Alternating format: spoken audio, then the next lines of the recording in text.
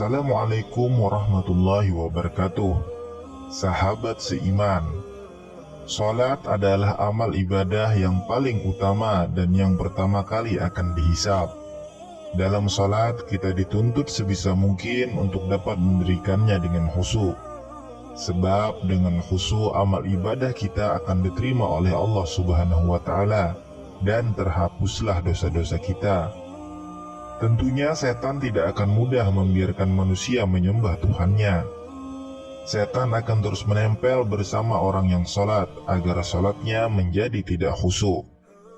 Dikutip dari buku karya Dr. Hasan Al-Qudsi yang berjudul 60 Kultum dan Tausiah Terbaik Sepanjang Masa disebutkan, ada 6 tanda orang-orang yang sholatnya bersama setan.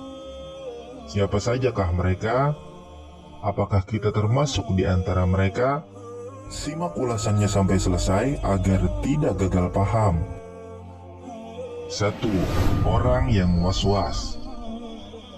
Orang pertama yang bersama setan saat sholat adalah mereka yang was-was dalam sholatnya.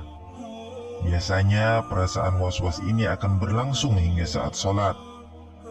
Hal itu membuat orang ragu terkait rukun sholat yang seharusnya ia kerjakan. Misalnya saja, lupa jumlah rakaat dan lupa bacaan.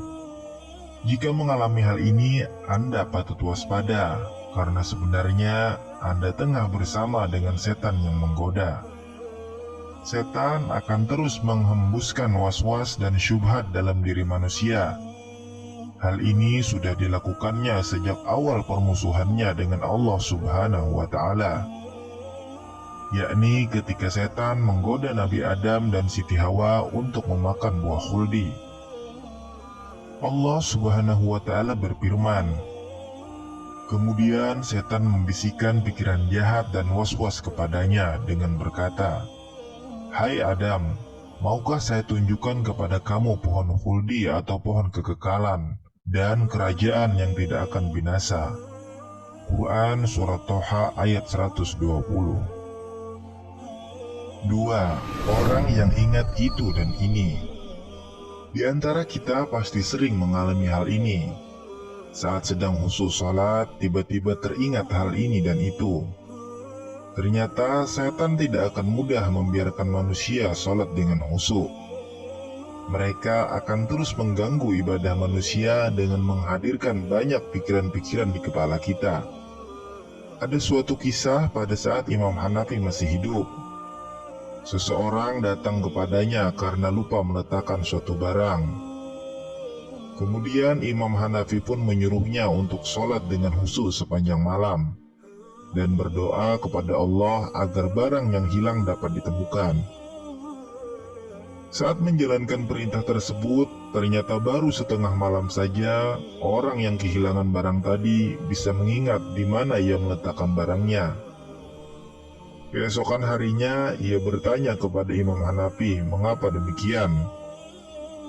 Sang imam kemudian menjawab bahwa setan tidak akan senang apabila ada seorang hamba yang khusyuk dalam salatnya, sehingga setan akan membuatnya mengingat apa yang ia lupakan saat sholat. 3. Orang yang merasa ragu buang angin. Hal ini juga sering dialami oleh banyak orang. Saat selesai wudhu atau tengah salat, tiba-tiba terasa ingin buang angin. Ternyata perasaan ragu buang angin atau tidak merupakan sebuah gangguan yang setan hembuskan untuk mengacaukan salat seseorang.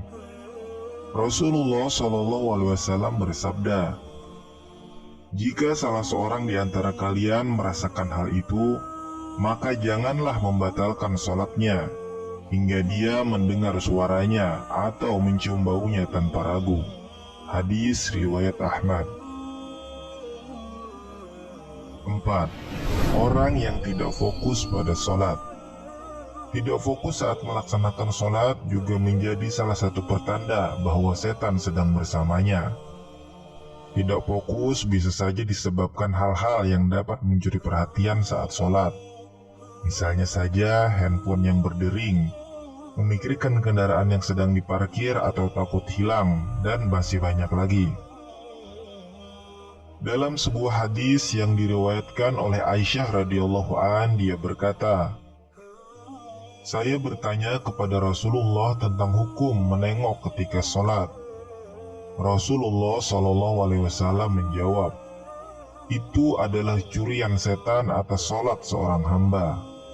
Hadis riwayat Bukhari. 5. Orang yang sholatnya tergesa-gesa.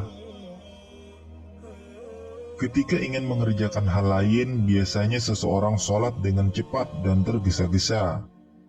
Sebaiknya Anda lebih berhati-hati lagi terhadap hal ini, karena sebenarnya ini pertanda bahwa Anda sedang bersama dengan setan.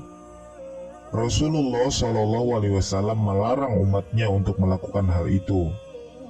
Dalam sebuah hadis, Rasulullah Shallallahu Alaihi Wasallam bersabda, "Sejahat-jahatnya pencuri adalah yang mencuri dari sholatnya." Dan para sahabat pun bertanya, "Wahai Rasulullah, bagaimana mencuri dari sholat?" Rasulullah berkata, "Dia tidak sempurnakan ruku dan sujudnya." Hadis riwayat Ahmad.